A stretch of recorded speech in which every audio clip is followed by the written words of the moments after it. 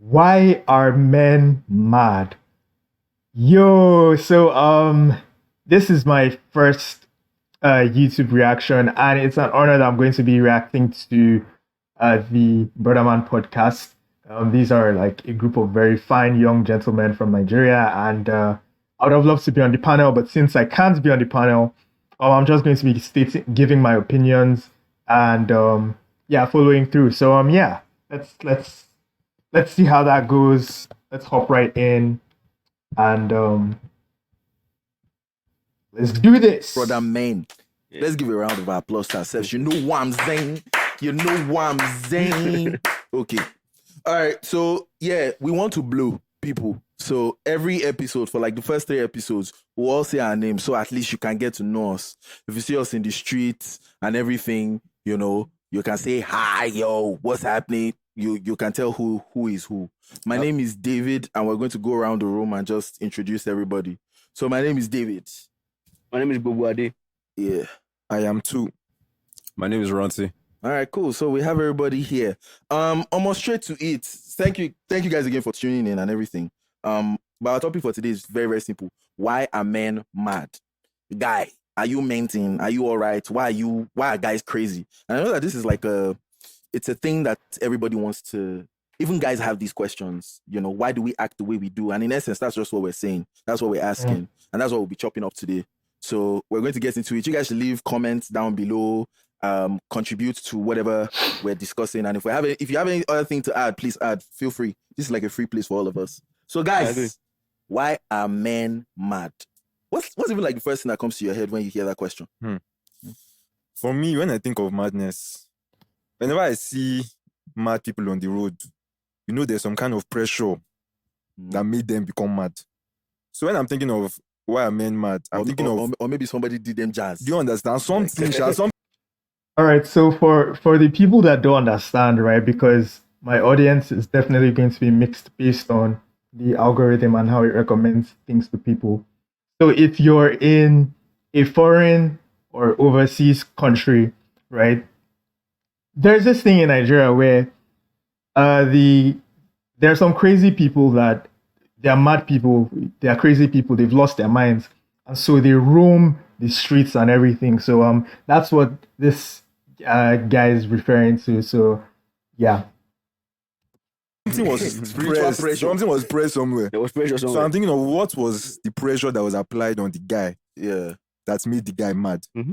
So you're not so concerned about the madness itself. You're concerned about why that is even. Yes. Okay. What's the source of the madness? So what would madness look like in our world? What would people naturally misconceive to be male madness, as it were, since that's what we're talking about? What would people see that as? I think madness is a question of understanding.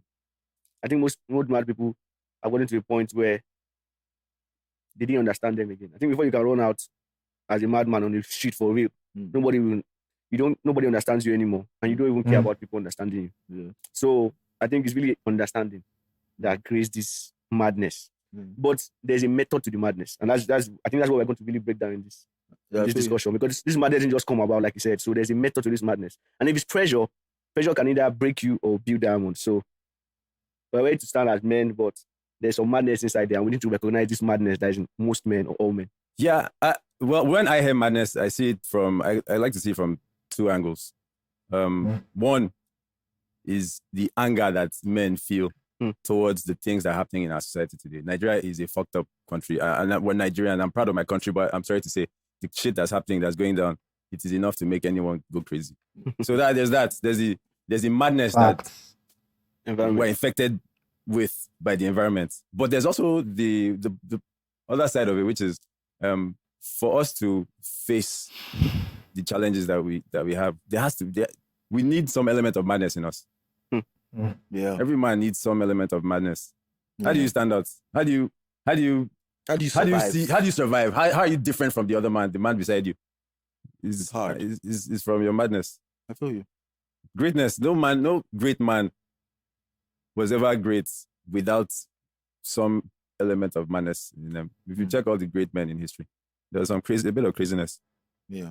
So I like us to also kind of look at. When we were younger in secondary school, they used to say that everybody has like 10 minutes madness every day. 10 10 You minutes have all madness. those kind Yeah, of this 5 does- minutes madness. Your moments of 5 minutes madness. It reminds me of a story that that happened to me when I was young. I think I was like 6 or 7, and I was in the car with my mom, my brother, my elder brother was driving, and he had just he had just started driving maybe about a year. But every time he drove my mom, she used to complain. Every single time. My mom still And- complains till today. Shut up, mommy.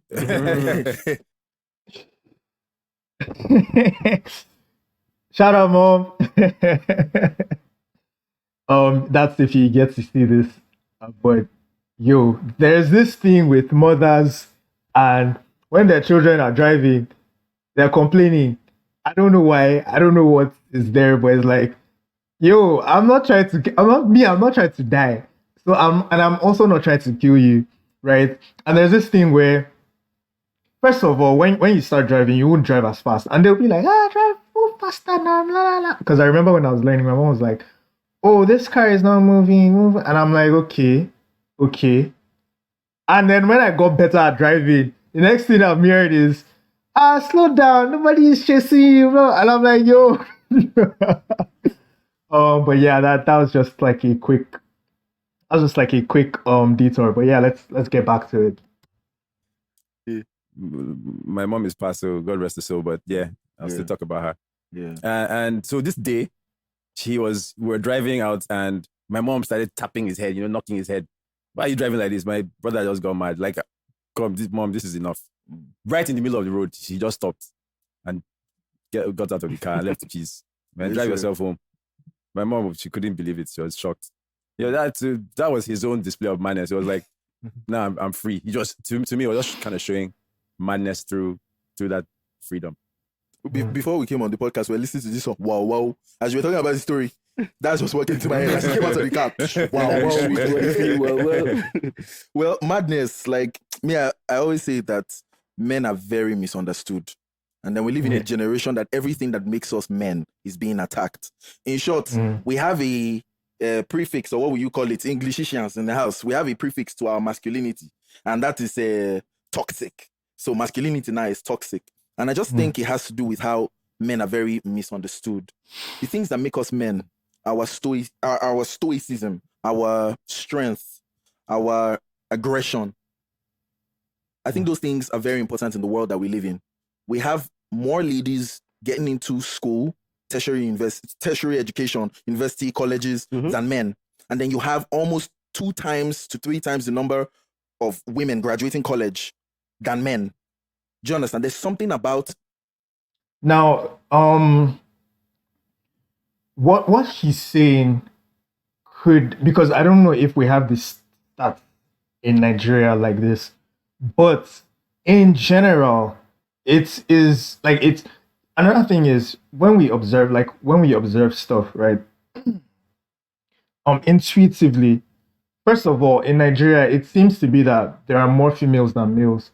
Like, first of all, in schools, right? So in universities and all that, tertiary education, there's this ratio of 3-1. And I'll use my class for example. I know my class is a terrible sample size, but I'll use my class for example. In my class, microbiology, it's more like a neutral course, right? And we were like, first of all, we were very little in the class, so we were like maybe 30 or something. And out of the 30, there were like probably, I think, 20 girls, and the rest of us were guys. I know for some courses there's more of a balance, or there's more of a swing. So, for example, in the CS, like computer science courses, there were more guys than girls. But in the courses where they were more evenly spread, right? For example, economics, English, accounting, things like that, there were still more females to male ratio. Now, another thing is in graduating as well. So in graduation, more females graduated at the right time than more males. Again, I don't think there are like particular stats to back this up, but based on based on what we've been seeing so far, that's actually pretty accurate. But it would be very, very nice to actually have like stats and data to back this up.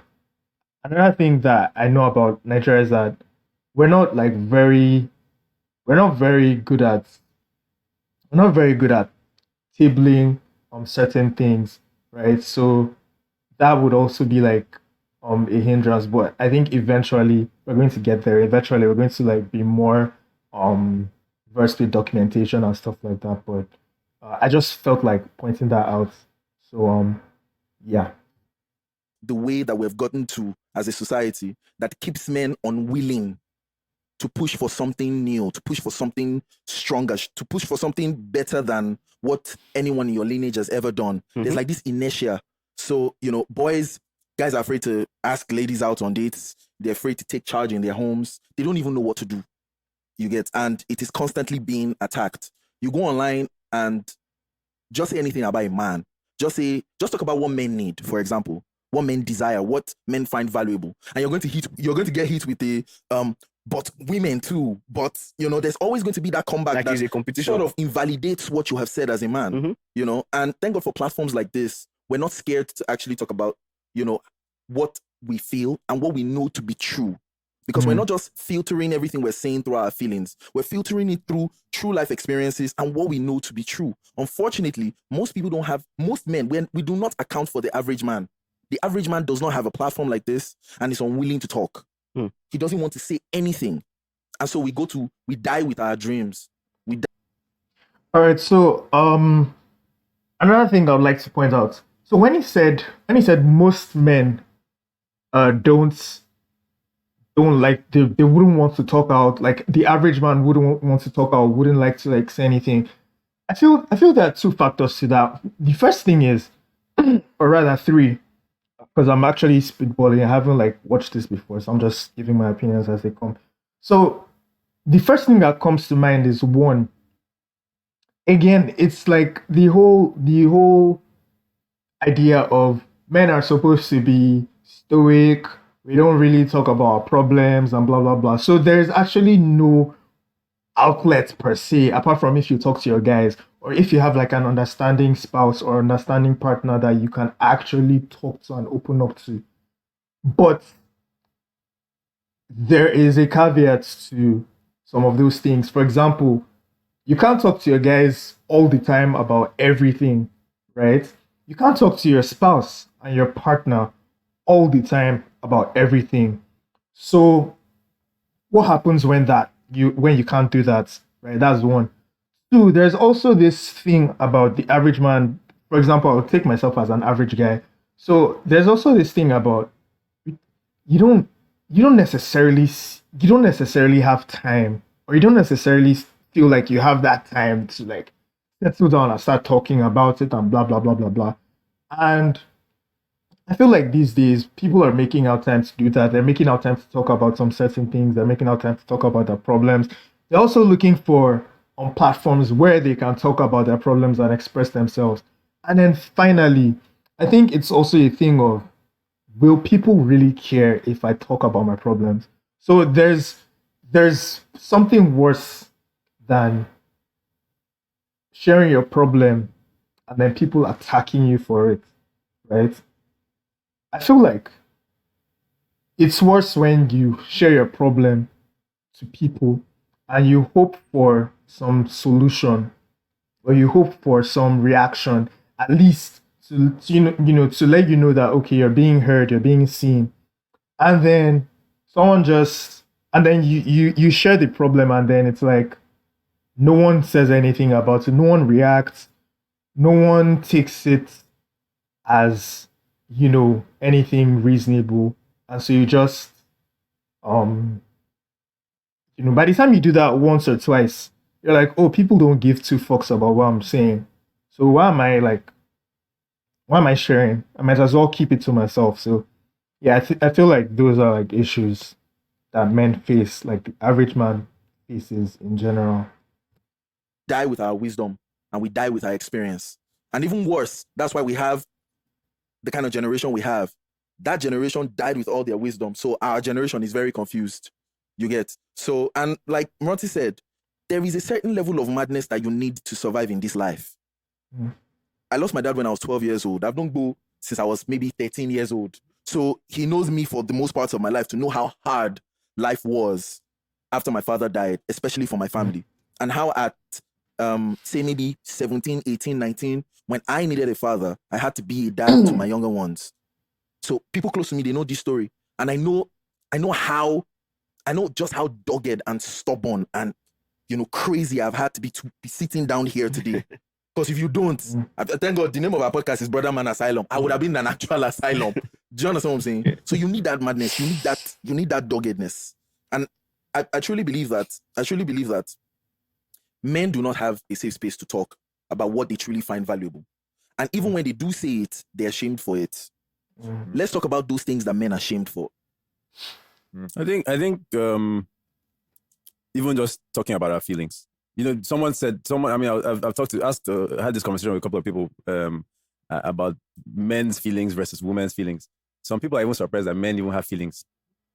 Like, it's like we're just kind of like superhumans or robots or something, that we don't feel jack.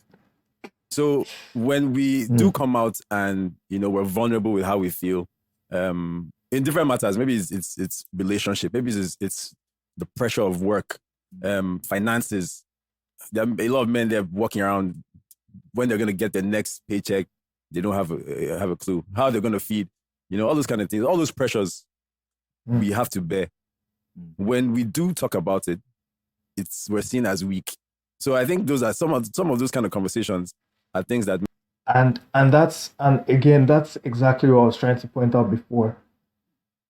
When men talk about their problems, if you talk too much about your problems, you're seen as weak. If you don't talk about your problems at all, you bottle it up, and then it causes some deep-rooted issues. Now, I feel like at the end of the day, what we're trying to get to is a middle ground, because you can't always talk about your problems to your guys all the time, because they also have their own problems that they're going through. Yes, it's supposed to be something that we get to share with one another, right? And we get to like open up. But there is a perception of how men are viewed when you talk about your issues. No matter how close you are with someone,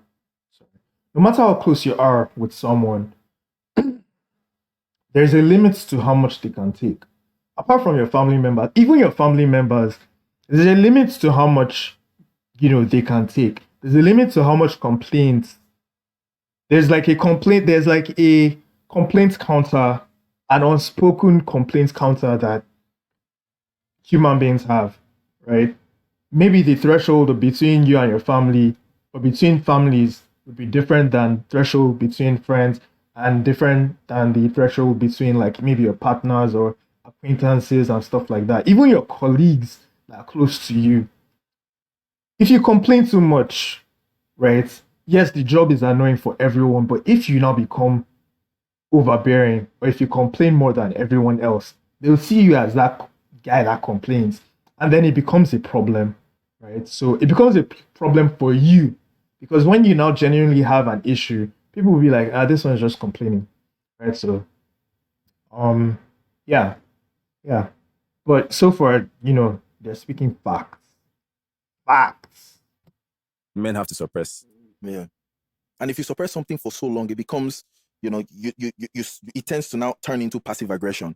And then you tend to now be bitter. Exactly. And then that shows out as anger. Anger, exactly. And that's why I was talking about the whole pressure angle at the beginning.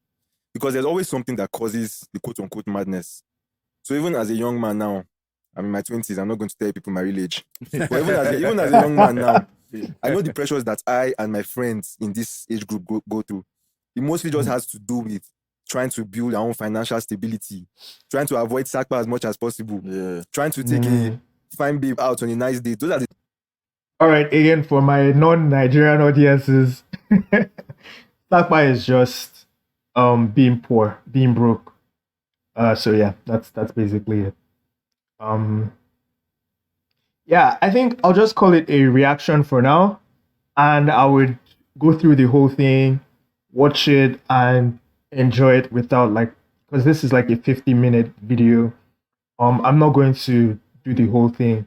Probably when I, probably later, I'm going to do like a full proper reaction, and as I get better, because I'm still setting things up. I have to make sure my mic is sounding all right. Another thing is, yeah, I'm new to this.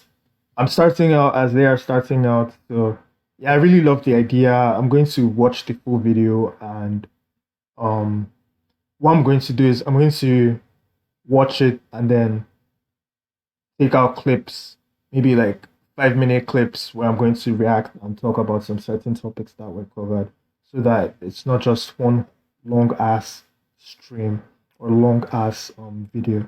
So yeah, take care of yourselves. Subscribe.